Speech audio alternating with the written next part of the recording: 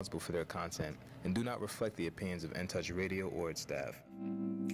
Wherever we go, we about to bring on the positive vibe.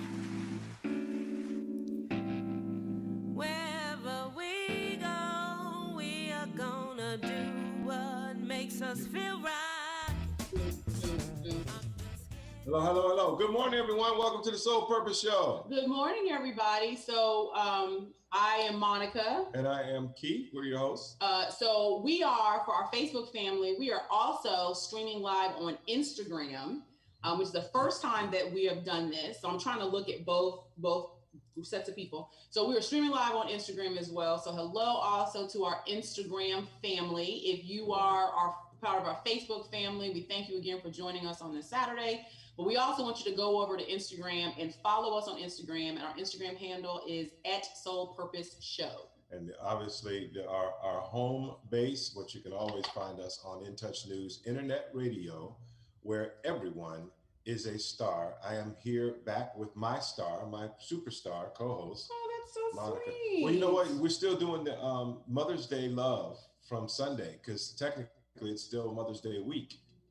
Right. Is it, I didn't even think so about tell everybody what your husband did for you for Mother's Day. So I am only really big on two holidays. I'm big on my birthday. Well, that's three: birthday, Christmas, Mother's Day. And for those of you all who know my story about Mother's Day, and that's a whole separate podcast.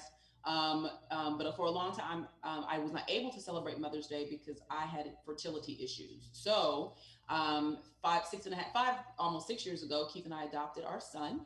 Yes. And so Mother's Day is huge. So I was really witchy leading up to Mother's Day because I didn't know what Keith was had planned, which is weird because you really shouldn't tell me what you planned. But so anyway, so that was your question. We went. Which is a good characterization, though. I acted really ugly. I had to apologize to him. I did act ugly, but we went home to see my mom, and we cooked out, and we sat on the lanai, and. Can I tell you how hot it is in West Palm Beach? West Palm Beach is hot. It's Africa hot. When you leave the middle of Florida and go south, you think you're still in Florida. It's hot down there. It's so funny that you say that because it's humid for sure, but I don't think it's hotter than here. Well, I don't think it's hotter than Tampa. But anyway, so I had a very good Mother's Day. My husband grilled, my brother and his family came over. I got to watch my middle baby niece play softball in the softball tournament. So it was a really full weekend. And I sent a text message to our son's birth mother thanking her for the gift of motherhood. So I was really full all weekend. And she did reply. A very simple Happy Mother's Day response. So I was extremely full. It was a really, really good Mother's Day. So you did a very good job. Thank you. And my highlight of the weekend was we also have a dog, begrudgingly. It's a little Westie Poo, but he is an alpha dog. Oh gosh, yes. And the ducks that played behind my mother-in-law's house thought that they could just kind of go on with their lives as usual. And he had a good time chasing them. So what happened was I washed our dog before we went south. Yes. And he's a male dog. He's a male dog. And so we don't have ducks here. We have birds, but he don't really chase the birds here because they're much bigger than him. So he's a terrier. So terriers, they chase rodents. If you know anything about dogs. But so he's never seen ducks before, and he's still a puppy. So he was curious. And my nephew wanted to really walk the dog. He loves the dog. And so they were walking along. My mom stays on water, walking along the lake. And our Brody sees the ducks. And I told our nephew, hold on to the dog. Baby. And the dog got loose. Yes. And the next thing I know, I heard, oh my gosh, he's in the water. Yes. So Brody jumped in the water after them ducks. After the nasty water, after the ducks, and he had just had a bath, and so I had to bathe him all over again. But he made it clear. And I like for you to reflect that all those adults were sitting on the lanai, and not one of them. No, I wasn't gonna move. Not one of them moved, and then our poor nephew was just covered in mud because he was trying to get the dog before the dog jumped in the water. But the poor baby. Tell you what though, those ducks know what you're not gonna do is come up here like you own the place when I'm here, because that's how he rolls. That's true. So I want to do a shout out for to the people that are on our Instagram. We have 2 of our Soul Purpose kids who were tuned in.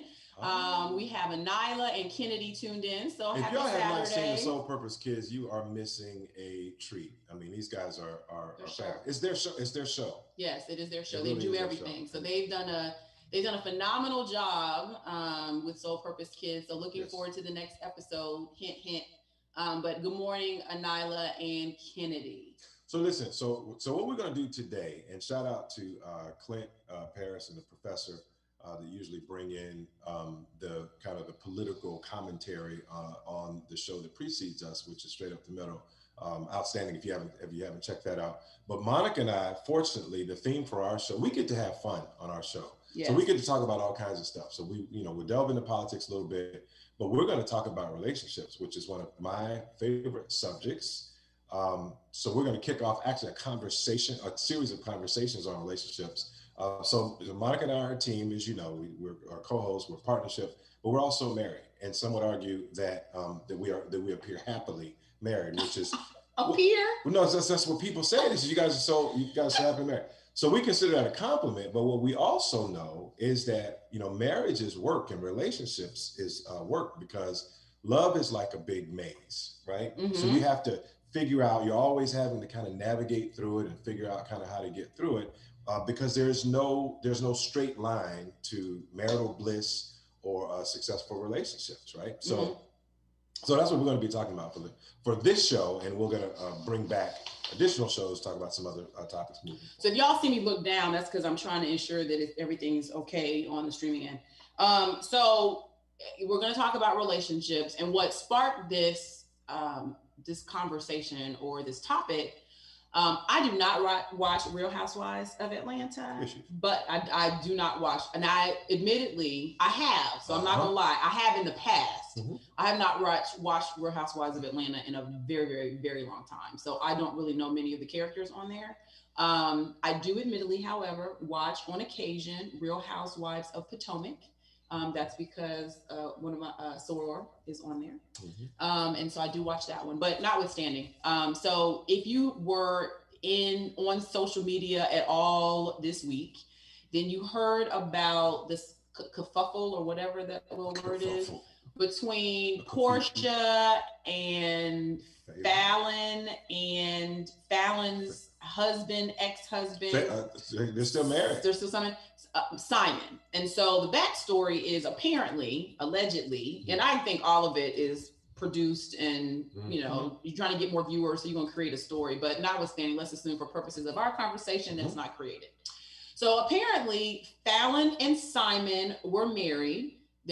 Are married currently. They're separated, but I guess getting a divorce. Mm-hmm. And in Georgia, you have to wait a certain period of time before your divorce is final to ensure that you don't want to try to make amends. Right. And so in that separation period, apparently Simon and Portia are now in a relationship. Oh, they're very much in a relationship. Which may not be necessarily a thing, but here's the thing.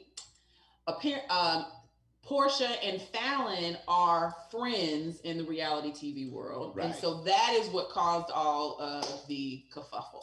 Well, and it's also the time that has elapsed between, the breakup, if you will, from Fallon or whatever they call her and her husband, and the time that now, Portia and he have come out and announced that they are in a relationship. So one of the questions is just how fast the whole thing happened. So apparently, I think the story is that if the divorce decree was, or the divorce filings were in January, they started dating. I guess they, being Portia and Simon, started to date within the last month. So I thought I've been on some other social media sites, and so there's been a lot of conversation about it. I've just been ear hustling and listening because I have my own personal opinion, but I thought Keith, this would be a really good conversation. He does not watch reality TV, had no clue who any of these people were. You know who Portia is, though? Portia is the granddaughter of, I think, Reverend Hosea Williams, who is so that's her granddaddy. Okay, well, good for her. So she comes from good stock. She's just making bad decisions. Well, yeah, and she's active her past relationship history. Well, you know, she used to be married to Cordell Stewart. So she's active. Well, I mean, he cheated on her. So, I mean, she's been to her in her defense, yes. And this is the part that I did watch. Portia has had a string of bad relationships. So yes. The Cordell Stewart situation, and then I think the father of her daughter cheated on her while she was pregnant. Yeah. So she's had a string of bad relationships just based on the little bit of, gossipy. And so the judginess that you hear in my tone is, she's active. And so, so this is her history. And so now the married dude who's still married and trying to work out the divorce, whatever situation. Now she's engaged to. Yeah, so allegedly she's engaged. No, they are engaged. All right, listen. So I'm not even, we'll get into that. Okay, we're going to get into that. Again, I set the backdrop. My perspective on this is that this is all produced for purposes of viewership. And so we're adding to the conversation, just furthering the discussion. But we're not going to talk about them too long, but that is the basis of why we're going to do this series and why we're having this conversation. Absolutely. And so one of the things, the themes that we hear around relationships a lot is how, the question of friendships plays into romantic relationships. And so what we thought we would do for the first time on live television is share the story, is to kind of share the real story of how we got together. And give some of the backdrop for some of the questions. What do you mean? Why was it? There was nothing nefarious about how we got together. But we figured we would just share with people because there's a friendship aspect to it that I think is relevant to our conversation today. So we're just going to go back to, why don't you start? So start back in 2003 when you first started pursuing me as a love interest. Tell the folks how that happened. I would move over so lightning doesn't strike us both, but I can't because then the people on IG won't be able to see us. That is a lie. That is a lie from the pits of hell. I did not pursue you on any level back in 2003. What happened in 2003? We went for lunch. So Keith was a client. Before we went for lunch, though. No, that's not how we met. We didn't meet. We met. Okay, so we've told this story before, but anyway, so Keith was a client. I'm an attorney. Keith was a client of the firm that I was working for at the time, and the managing shareholder of the firm, my boss. We had a seminar, and Keith attended, and the managing partner at the firm thought it would be a good idea to introduce us. I will assume it's because both of us went to Florida A&M, but it also could have been that Keith was the only Black man that was there. Okay, so you've already kind of told a different perspective of That's the story. truth. No, so I was not a client of the firm. I was a former client of your managing partner, but I also attended the seminar. I think I probably paid for that, so maybe that qualifies me as a client. But I came to the seminar at his invitation. He was my former labor counsel, outside labor counsel. And he said, didn't you go to Florida A&M University? I said, yeah, I sure did. He said, we just hired a young attorney, a young, cute. I'm positive he did not say that. Tall drink of water. I'm sure he didn't say out that. of Florida A&M University. I appreciate that, but I'm certain he did not say that. And I'd like to introduce you guys. And so that's what happened. Now here's the real story. So the story was I was actually separated from my ex-wife at the time. And facts. Yeah, and so I ran into Monica there, and I said, "Oh, she's cute, cute young thing, and smart too." On top of that, so I decided to try to get the phone, exchange the phone numbers and all of that, and I think we did meet for lunch once. Yes, we did meet for lunch. So we should go grab lunch. So we went and grabbed lunch and had a nice, calm, whatever, non evidentiary lunch, and then I think it was. I mean, it was real. It was professional. It was extremely professional.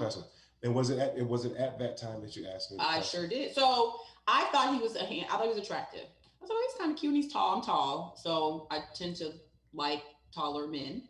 And I noticed he wasn't wearing a ring. But just because they're not wearing a ring doesn't necessarily mean that they're not with someone or married. Right. So I asked. Pimp move.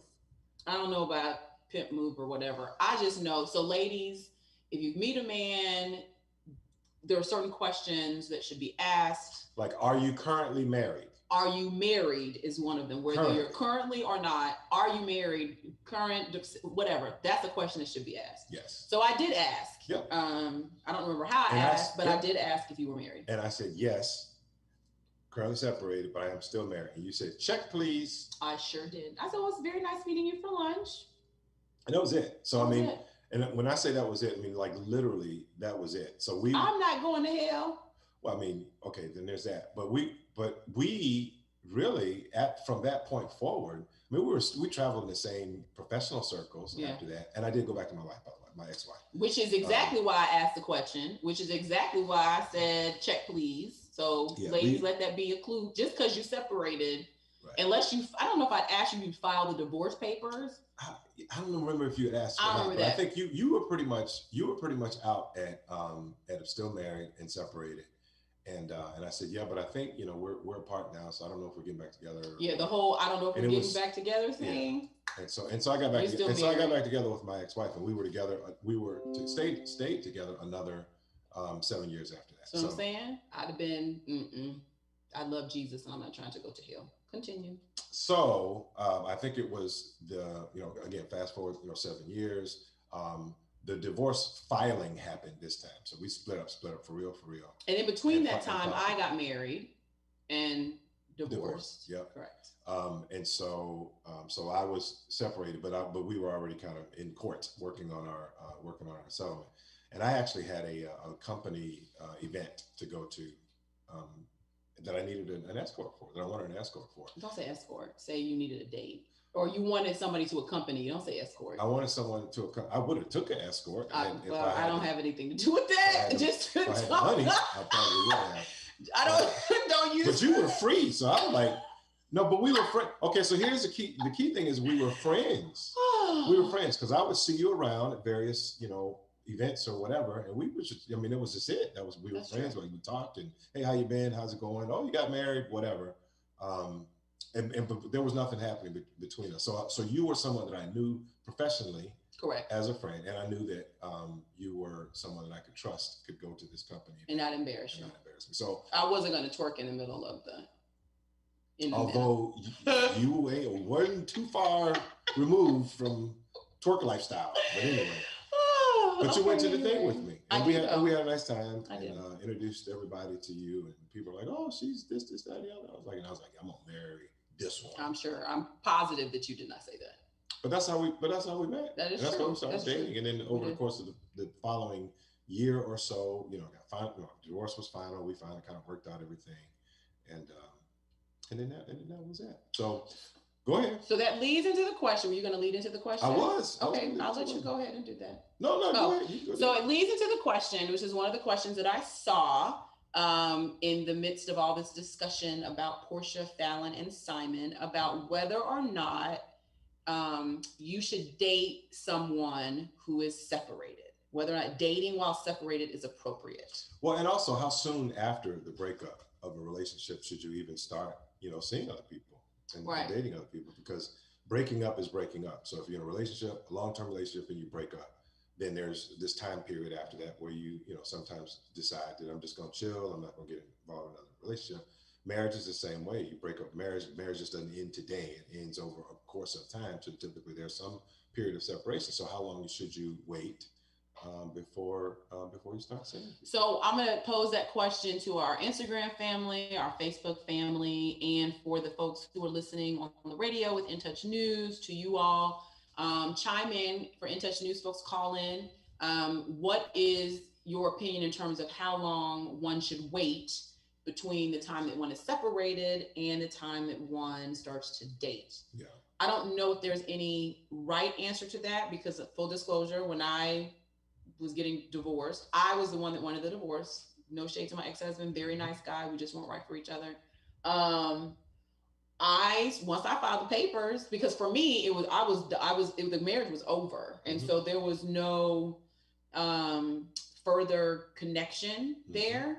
I filed the paperwork. He'd been served with the paperwork, I believe, at that time, and I knew that there was going to be no reconciliation. And so in my mind, I was not single and ready to mingle. I didn't go all that, but I started dating, and I didn't feel. I know people had their thoughts about that. And you know, Black folks like to rumor and gossip and have conversations instead of just coming to the people. Y'all could have come to me, I'd have told you, but it's whatever, because y'all know I'm pretty transparent. But that was my timeline. I once the paperwork was filed, I knew I was done. That was it for me. So and divorce takes a long time because the court system is slow, and even if it's a non-contested divorce, it's still a process. And so that was that for me. Yeah, and I think when you talk about that process in and of itself, the process is not just the legal process, but there is an emotional process as well. Because if you're in a relationship with someone, especially a marriage, but in a long-term relationship with someone, then there are emotions involved. Correct.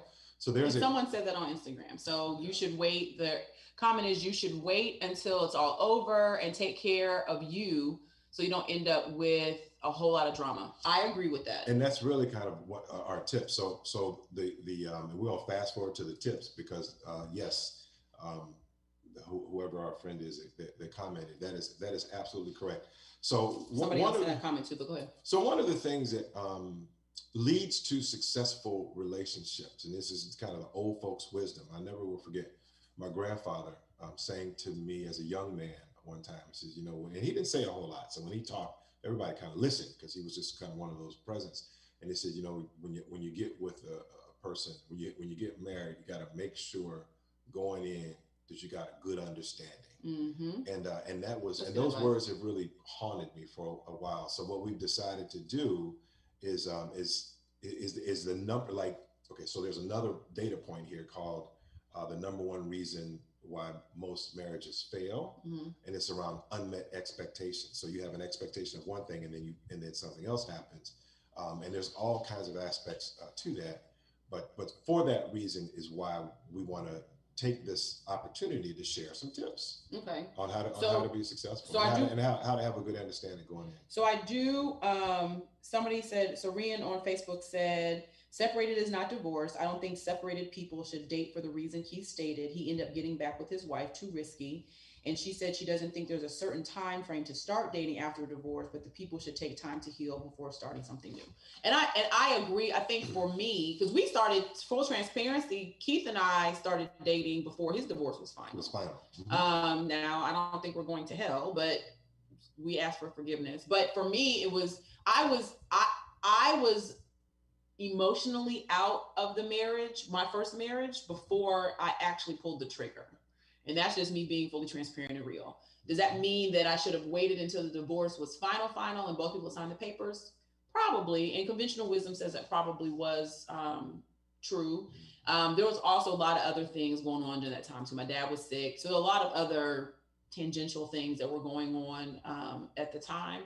And so in hindsight, I probably should have waited.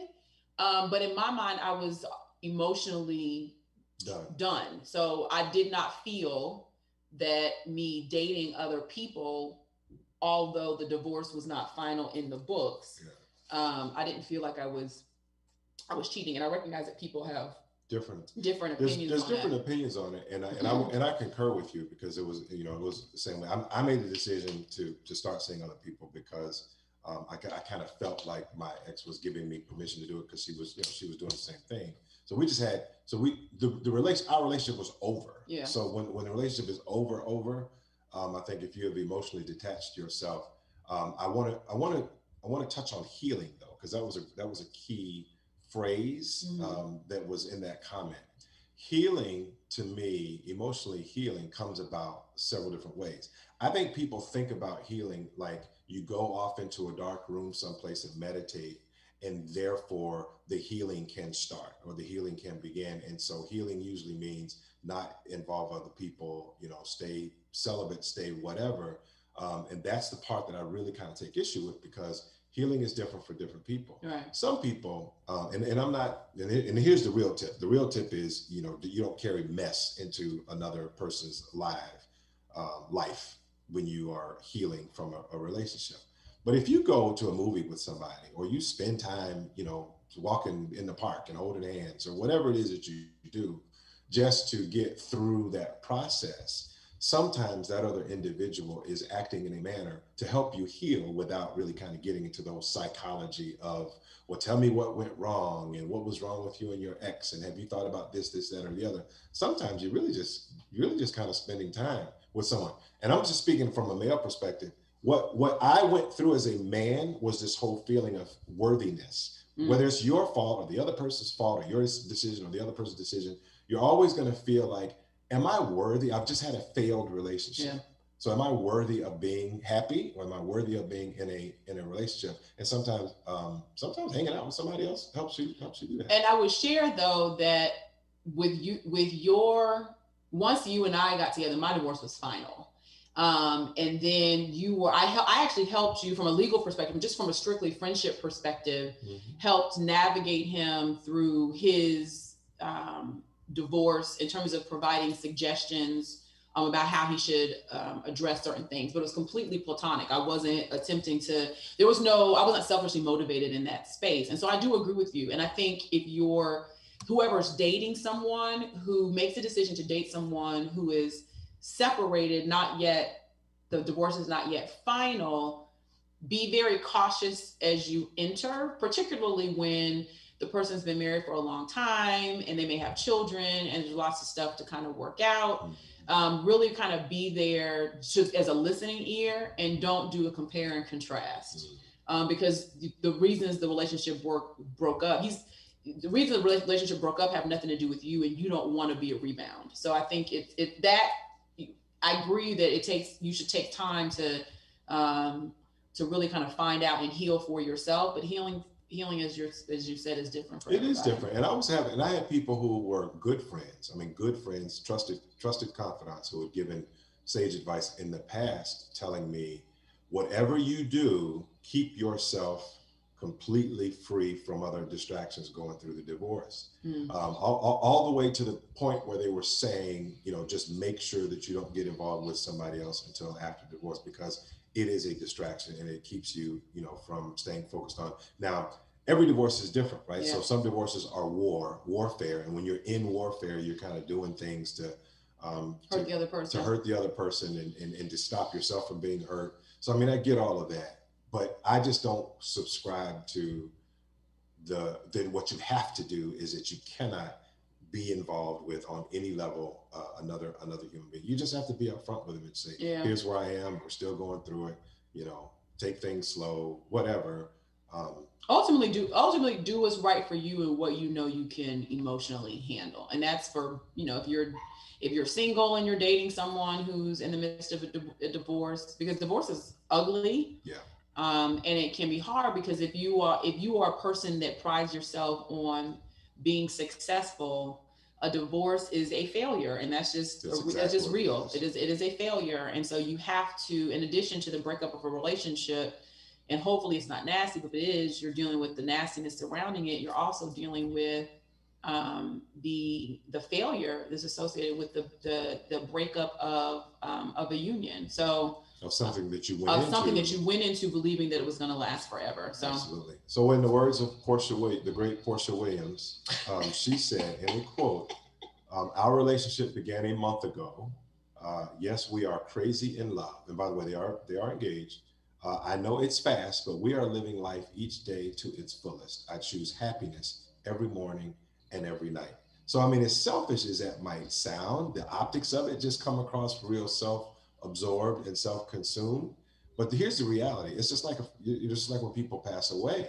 You can't, mourn someone's passing to the point where you're dying every single day after someone dies, because life is really about living. Life goes on. Life is for the living. And if you're going to be in this thing called life, then get the most out of it while you're alive. So be happy. I mean, at the end of the day, the only person that can judge you is the man above. So people are going to talk and have discussions about how they feel you should have handled a particular situation. I know that happened for me. Mm-hmm. But at the end of the day, I am happy. My ex-husband is happy. We've moved on. And I think that we are both thriving in our particular spaces, because sometimes the relationships just don't work. And I would prefer that that the relationship's not going to work before you bring children, because then it just makes things so much more complicated. We'll probably talk about that. Yeah, when we come out on the other side of the break, we're going to talk about whether men and women can even be friends. All right. So for our Facebook people and In Touch News, we will be back. We are gonna do what makes us feel right. I'm just getting off the train. Damn, it seems I didn't work all day. When it comes to reality radio, everyone is a star. I know that's right. On your smooth soul and R&B station. On the World Wide Web. Access granted. In Touch Radio. Welcome to Calvin's Barbershop. You all got to see this. I don't even want to know what you're looking at on that phone. Well, you should. I was learning about the dangers of high blood pressure and that we need to get ours checked regularly. High blood pressure can increase the risk of heart attack or stroke, but this text program can help keep it at a healthy range. Just text Barbershop to 97779 to sign up. I'll get right on it as soon as I'm done with this baby panda video. Text Barbershop to 97779. A message from the American Heart Association and the Ad Council. It's important to plan ahead for emergencies, like the storm. When it kicked in, we had a plan. We were able to get in touch with each other in no time. Idea how to find each other. The whole experience was fine. the most frightening 10 hours of my life. If there's one piece of advice I'd offer other moms out there, it's to stay calm and keep to the plan.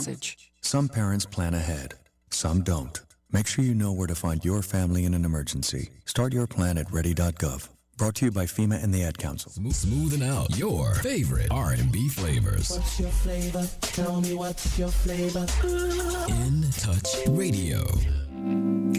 Wherever we go, we about to bring on the positive vibe.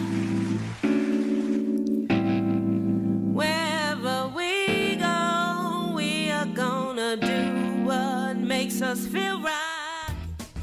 So we are back. We are back. We were in the commercial break. We were talking to the folks on IG, and I mentioned to Keith that we spent we're talking about for relationships and whether or not you should date somebody when they're separated.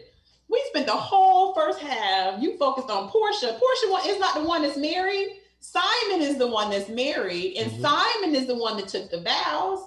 So why do we so focus on the woman? That is the height of hypocrisy. That is the height of patriarchy and whatever other archy you want to add on to that. Portia is not the person that's married. Simon is married and still married. Do you see how fine that woman is? Oh, I mean, she's beautiful. But at the end, Simon's ex-wife or soon-to-be ex-wife is attractive too. I just think that it's interesting that we're talking about this particular situation, and this is the backdrop of our conversation. And the focus is what the woman did, and the woman didn't take any vows. It was the man who took the vows. Which has lured this poor man, and he's trying to go through a divorce, and all of a sudden, well, I mean, the show talks about, and again, I don't watch the show, but even the synopsis of the show talks about how, she was invited to go along to all of these events they were having, the pool parties and what have you. So while her husband is there, there's also these other friends, including the friend who is now engaged to her husband. So they had some interaction prior to the breakup. So there's a question on Facebook, and I want to read it because that's actually a very good question. So the question is: did you meet the ex-wife husband when making the decision or having a have a conversation? How do you know that it's really over between that person and the spouse when they are just separated and not divorced? What was said or done to assure you that it was really over while dating before the divorce? That's an excellent question. I can speak for me personally. No, I did not, for a variety of reasons that we will not get into. But I did talk to him, and when Keith and I before we started dating, we were friends. And so for us personally, it was clear to me, based on our conversations, that he was not going back. He was not going back. She was not going back. Their relationship was absolutely over. And so I felt comfortable engaging, whether that's right or wrong. I felt comfortable enough engaging, because remember when he approached me the first time, they were separated, and I was like, no. But then we got to know one another. But then we got to know, and I did, and 7 years or whatever. And because he knew my standards, I think he respected me. The fact that I did not attempt to engage him when he was separated the first time. I think that you valued me as a person, that he wouldn't have lied. So I was pretty secure in the fact that they were not getting back together. Yeah, that's a really good question. It really is, and we're going to talk more about trust a little bit later. But in another episode, or no, a little bit later in this episode okay. too. But I wanted to. I think I kind of teased this before we went to break. Is to talk about friendship in a relationship, and really can men and women be friends? Because I think a part of the backdrop of the Real Housewives show or issue is when you have a friend that is your friend, you are introducing them to other people of the opposite sex or whatever as friends. And so your expectation is that they are friendly as well. They become friends. And if they are friends, then you don't automatically have an expectation that, well, if something ever happened to you, then the two of them might hook up and the two of them might hook up. So it really kind of speaks to a key question, which is, can men and women really be friends? And I'm gonna set it up like this. Here's an opinion. I believe it is overrated. One of the most overrated things that is said is that when you are considering a spouse, I'm looking into the camera.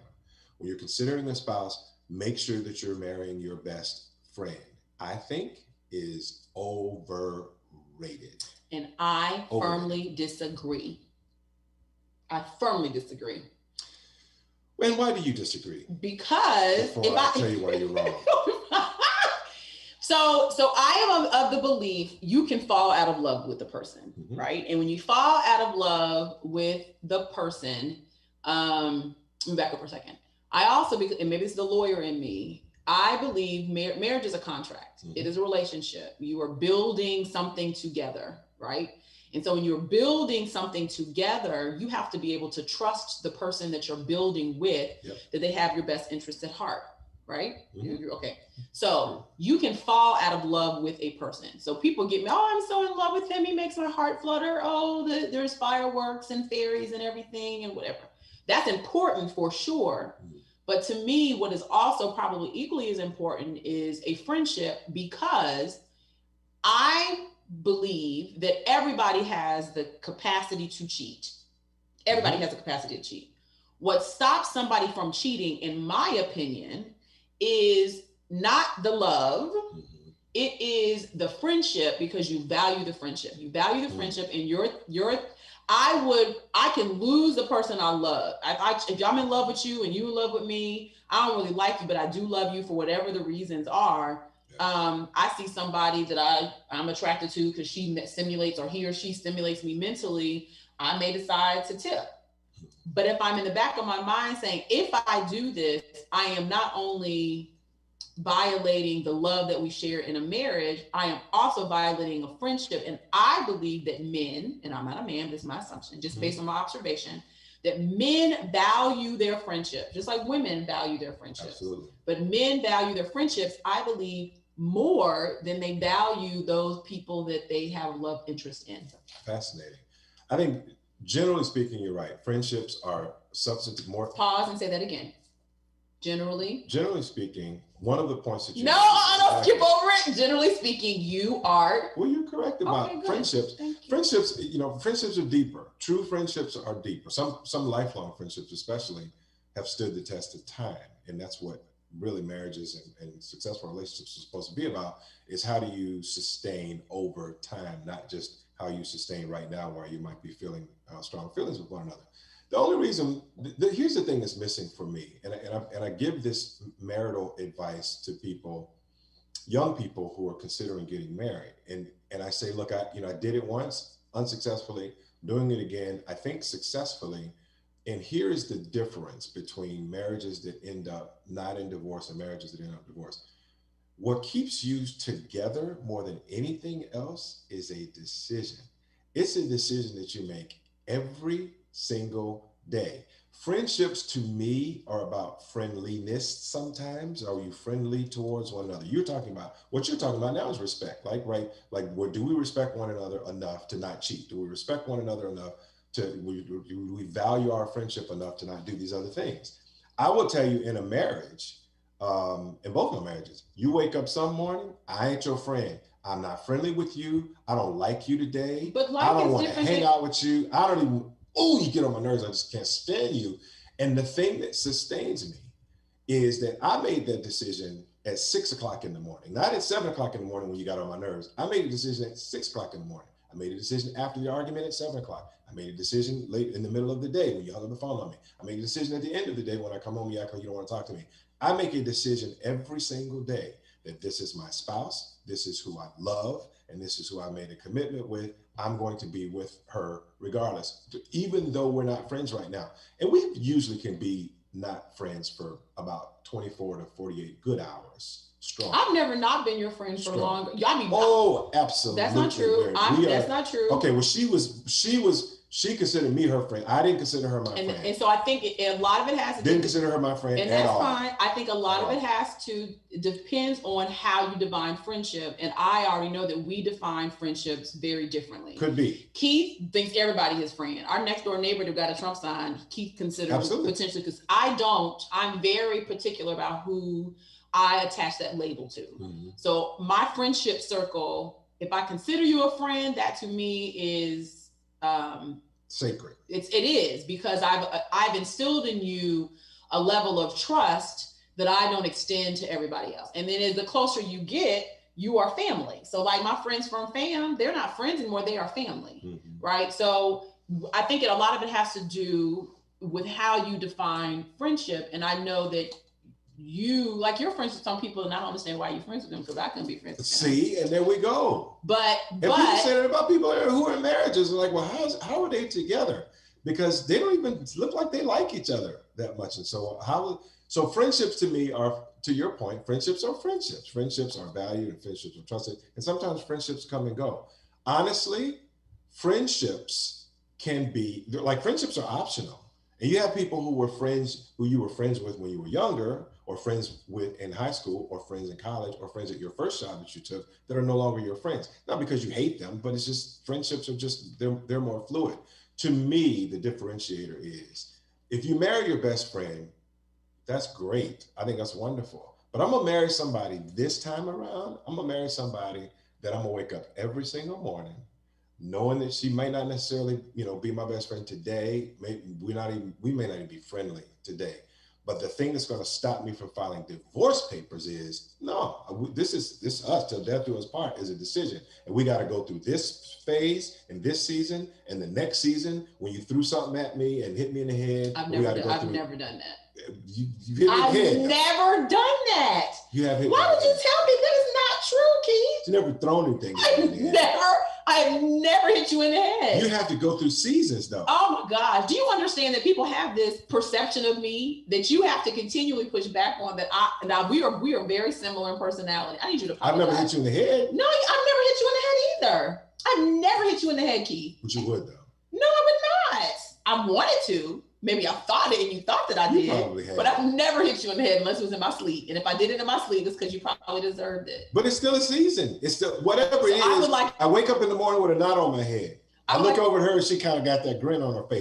It's still a season that you have to make a decision that you were going to go through. You owe me an apology. Even through, okay, I have no empirical evidence that a strike to the head has ever taken place. I have other physical scars and that wounds. Is not true. That is not true. Because my wife is heavy-handed. I am heavy-handed, but you hit me. But when I hit you, I'm laughing because I'm like, oh my God, that's funny. And Mike Tyson used to hit people and we laughing at him at the same time too. Oh my gosh, you're feeding into a narrative that don't beat your spouse. Don't physically. We are gonna do a show on domestic violence. Y'all know I've worked in domestic violence for the last 7 months or so.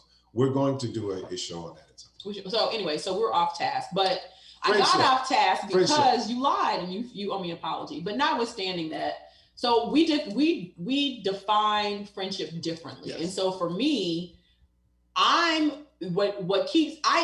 enjoy spending time with him, even when he gets on my nerves. So because I'm not as engaging, it's the truth.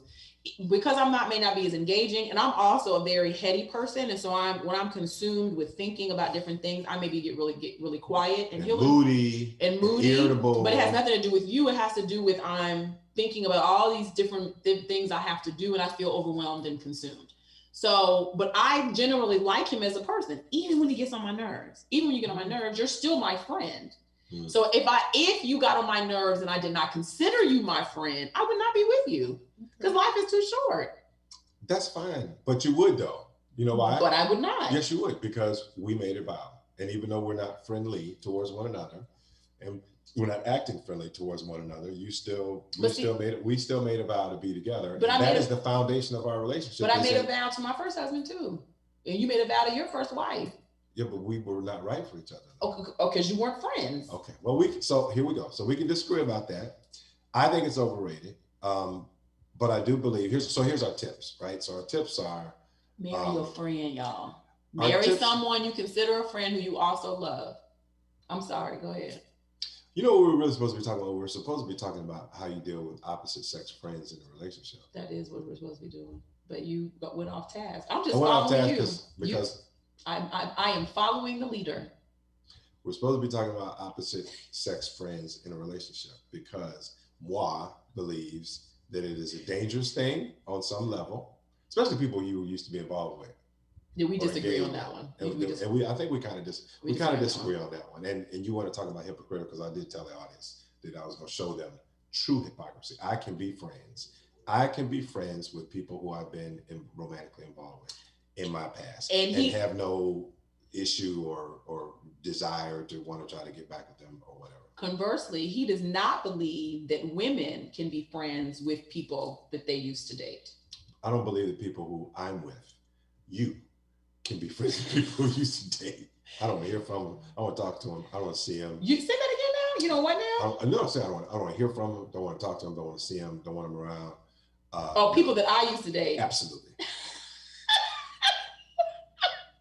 And I don't have a problem with that. I don't. I've met people that you've dated. I've met people that you've dated, invited them to the house. Because my philosophy is, and we should talk about this in another episode, but my philosophy is if he's gonna cheat on me, he's gonna cheat on me with the friend that he used to date sitting right here, or if you're gonna cheat, you're gonna cheat, and there's nothing that I can do about that. So I believe that men and women can be friends. I think we both agree on that. Yeah. We differ in terms of the fact that I believe that I absolutely can, and I do consider some people that I used to date friends. I have no interest in them whatsoever. But show up here to my house. It's gonna be a situation. He does not think that they can be a part of a friend zone, which I think is crazy. Not necessarily a friend zone, but like I would not have a problem. And we've done it, going out to dinner with you and Alicia's mom. We've done it before. Yeah, we're friendly and we're cool. Yeah. But yeah, anyway, it's hypocritical. That's hypocrisy. But our tips are, and we don't go out to dinner with your exes. Because none of my exes live here. But I would hope that we would. That wouldn't be a problem for me. It'd be a problem for me. Well. So listen, so our tips are, look, going into a relationship, you gotta have boundaries. You gotta have a good understanding. You gotta have boundaries. Whatever those boundaries are that make you comfortable, that work for you in your relationship. That is true. I think you should establish those. And it might be something as simple as no contact with former people. I'm not saying I'm not advising that. I'm just saying it may be something as simple as that. Or it may be something as simple as contact with people or opposite sex friends or whatever is fine, but just, be cognizant of being alone with people. I don't know. Whatever the boundaries are, you got to establish those boundaries. It's an agreement, and you got to kind of shake hands and say, this is our agreement, and we're going to live by this, because that goes back to the trust in the friendship. And speaking of trust, because it's the last thing we want to talk about today, is I do want to say something about the boundaries. I think you have to be a little loose with the boundaries when there are children involved. Right. So in terms of your ex people, so you have children. Right. So if a boundary of mine was that he couldn't talk to his ex-wife or the mother of our oldest daughter, it would be problematic for our relationship, because that's just not realistic. So I had to reframe my expectations. And if that's a boundary of yours, it's a boundary of yours, and that's cool. That's your boundary. That just means that relationship is not for you. Right. But I knew going in, which is probably one of the reasons why my dad, God rest his soul, said, don't get involved with someone that has children, because particularly when you don't have any of your own, because it does add another dynamic onto the relationship. And we can absolutely talk about that in another episode yeah, too. we can talk about that. But it adds another layer onto the relationship that if you don't have children, you have to navigate through. And I would share that we can get deeper into it in a different episode, but I think that it took a minute, but I think overall I've navigated it pretty well, particularly before we had our son. Because it's challenging. It's super challenging. So I think the boundaries is good, but I think you have to understand what your limitations are with those boundaries and whether or not they're negotiable boundaries before you, I guess they're negotiable, not really boundaries, but determine whether or not the boundaries can be pushed back or realigned if the person that you're with has children. Before you fully get engaged and involved. Okay. Sorry. So and I think our final topic is around trust, because some of what we're discussing really is to what extent do you trust the other individual that you're with. But I think using the show that we're talking about as an example is, we know you should trust your spouse, right? Regardless, because otherwise, why would you be together, your significant other? But what about your friends alone with your significant other? Because what happened during this, again, I don't watch the show, so I'm just throwing that caveat out there. But at some point, the two of them got friendly. So my understanding, again, I don't watch it, is that there was a pool party, or Fallon invited Portia and her sister to the house, because I think Simon owns some restaurants in Atlanta, and Fallon invited them, Portia and her sister, to the house. And I guess on the show, that's the first time that Simon met Portia, and apparently it's real messy. Simon and the father of Portia's daughter are friends as well. But Fallon invited Portia and the sister to the house, and they presented themselves as friends, and they had a pool party, and I guess that's where she first met Simon or whatever.